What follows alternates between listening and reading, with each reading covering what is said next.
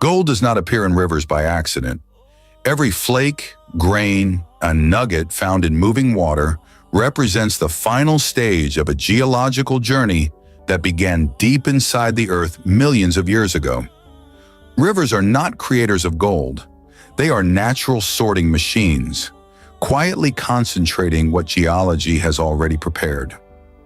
Long before water ever touched these rocks, gold formed under extreme conditions.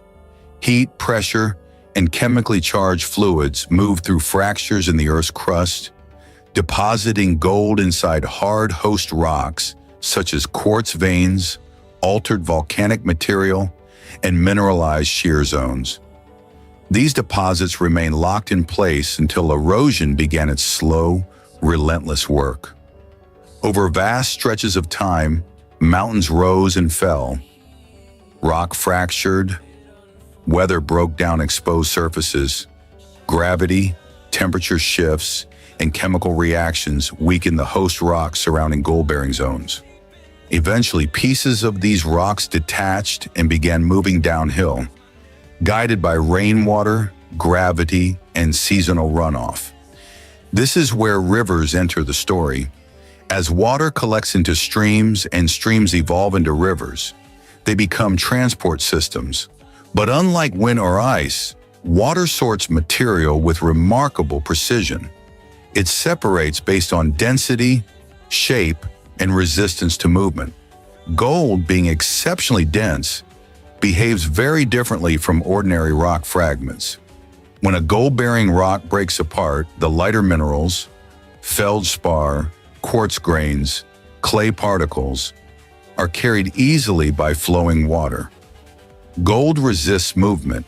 Even tiny flakes settle quickly when water velocity drops. This single physical property explains nearly everything about why gold concentrates where it does. Rivers constantly change speed. Narrow channels accelerate flow. Wide sections slow it down. Bends create zones of turbulence and calm.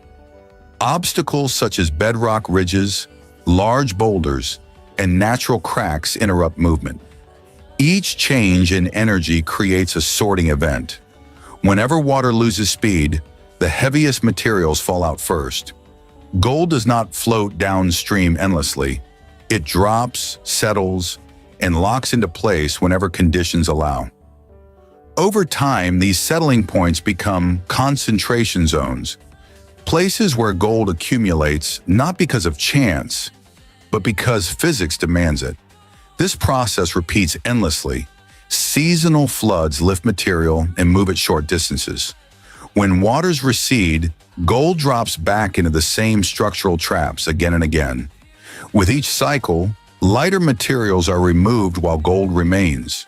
The result is gradual enrichment, a natural concentration process that requires no tools, no chemicals, and no human intervention. Certain river features consistently support this process. Where bedrock is exposed, gold can settle into cracks, fractures, and natural grooves. Once inside, it becomes extremely difficult for water to remove. These bedrock traps are among the most reliable gold-holding environments in river systems. Inside river bends also play a role. As water curves, centrifugal force pushes lighter material outward, while heavier material moves inward and downward. Gold tends to settle along the inside bend near the riverbed, especially where the current slows. Behind large rocks or natural barriers, pressure drops create calm zones. Gold slips out of suspension and collects in these pockets. Over time, these locations can hold surprisingly rich concentrations relative to their size.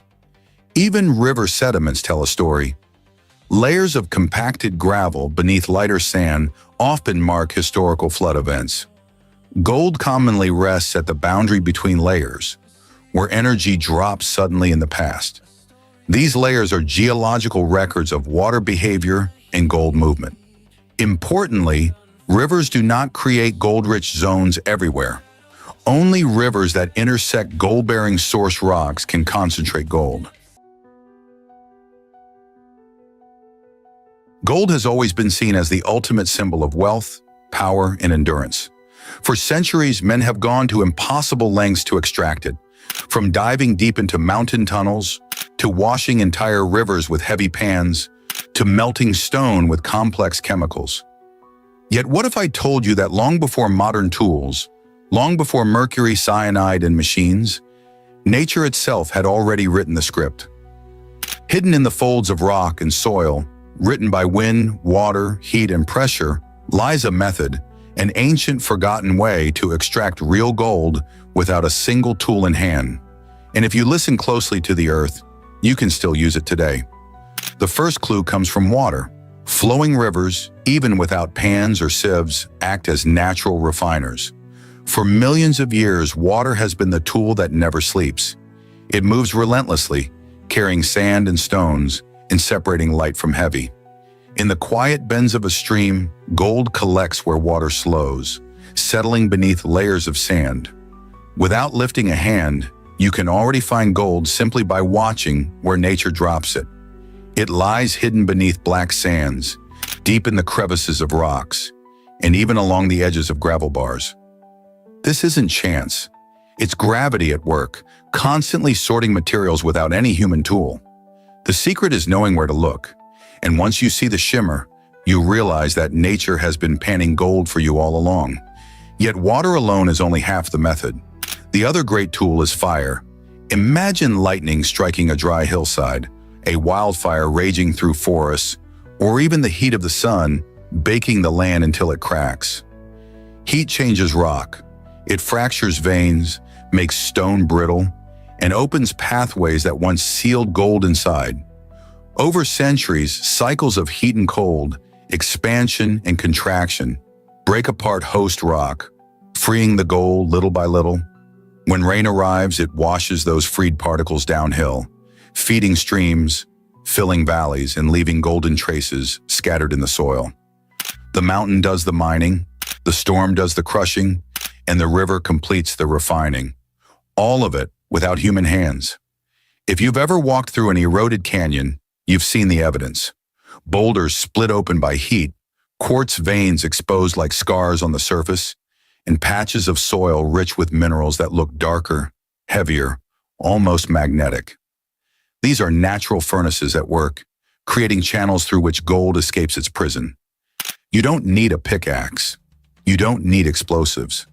The earth has already done the work, slowly, patiently, in ways more precise than any machine could replicate. But even more fascinating is how wind and time contribute. Dust storms sweep across dry lands, lifting lighter sands into the sky while leaving behind heavier particles that refuse to move. Among those survivors is gold.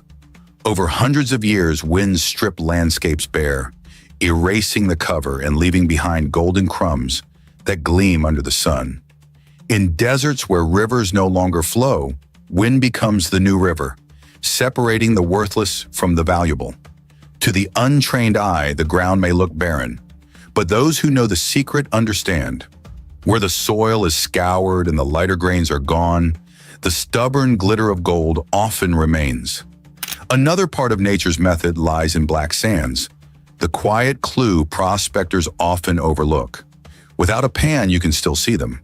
Black sands are iron-rich, heavier than ordinary grains, and they act as natural companions to gold. Wherever these sands collect, there is a chance that tiny flecks of gold lie hidden among them. In fact, some of the world's richest deposits were first hinted at by nothing more than dark sandbars glistening in the sun. The trick requires no equipment, just eyes trained to recognize the subtle signs left by the earth. And once you spot them, you realize you've stepped into a natural concentration zone, a place where gravity, water, and density have already done the refining. Of course, the story doesn't end there. Imagine a hillside scarred by landslides.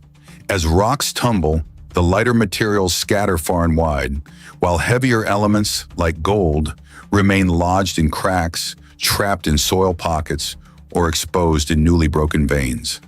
The landslide itself becomes nature's mining event, revealing treasures that may have been hidden for thousands of years. When you walk across such terrain after heavy rain or shifting earth, you might see tiny flashes in the dirt, evidence of nature's own excavation. Without shovels, without drills, the mountain itself tears open and delivers the gold. Nature also uses freezing and thawing as silent tools. In colder regions, water seeps into cracks of quartz and other host rocks, freezes in winter and expands. That expansion pries the rock apart, fragment by fragment. With each cycle, the gold within is freed, ready to be carried away when spring melts arrive. Over centuries, this cycle repeats, breaking down entire veins and scattering golden fragments across valleys. It is a slow but unstoppable process, and the result is a natural distribution of gold that continues even now. To see it, you need only trace the trails of broken quartz scattered across hillsides, following them like breadcrumbs to where nature has already released her hidden wealth. But perhaps the most astonishing method of all is the role of soil and clay. Many think of gold as always being shiny and visible, but often it hides within fine clays that grip it tightly. Rainwater and erosion slowly wash away the clay, releasing gold into the open.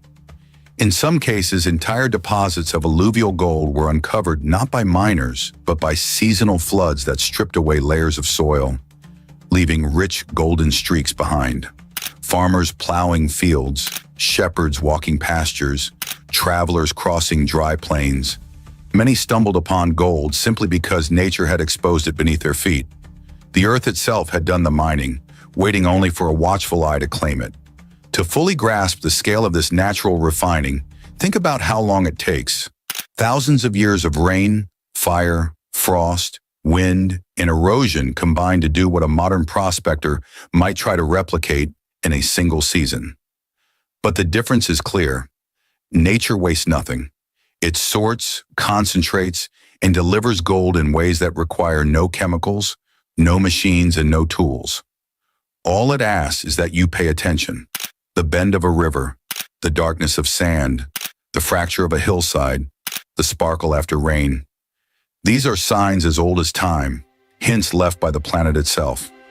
The beauty of this forgotten method is that it shows us gold, not as something forced out of the earth by violence, but as something revealed by patience.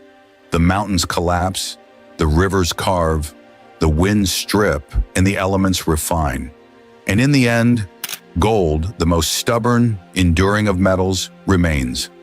All you need to do is be there when the earth has finished her work. This is why even today, experienced prospectors will walk landscapes without carrying heavy tools. They read the language of the land. They see how quartz veins align, how black sands pool, how river bends create traps. They watch the color of soil change, notice where vegetation struggles to grow, and mark the scars of landslides. With no pan, no pickaxe, no sluice, they can still locate gold because they understand nature's process. The earth itself is the greatest prospector, and all we must do is follow its signs. When you step into the field with this knowledge, you are no longer blindly searching. You are walking in partnership with forces that have been at work for millennia. The mountain is your miner. The river is your refiner. The wind is your separator. The frost is your crusher. The soil is your filter. Together, they form the greatest gold extraction method ever known. One that requires nothing but awareness. So the next time you wander through a canyon, climb a hillside, or cross a dry desert plain, remember this. Gold doesn't always need to be extracted with tools. Sometimes the most powerful methods are those written by nature itself. And if you pay attention, if you look where the signs point, you may find yourself holding in your hand a piece of the earth's most enduring treasure. Real gold, brought to you not by machines, but by the secret hand of nature. And as we close today's journey, remember that the earth is always whispering her secrets to those who listen closely. Gold has never truly been hidden. It has only been waiting for the right eyes to see it. If you felt the thrill of discovery in this story, imagine what's still waiting just beneath your feet. Stay curious, stay relentless, and let the land guide you to its hidden wealth.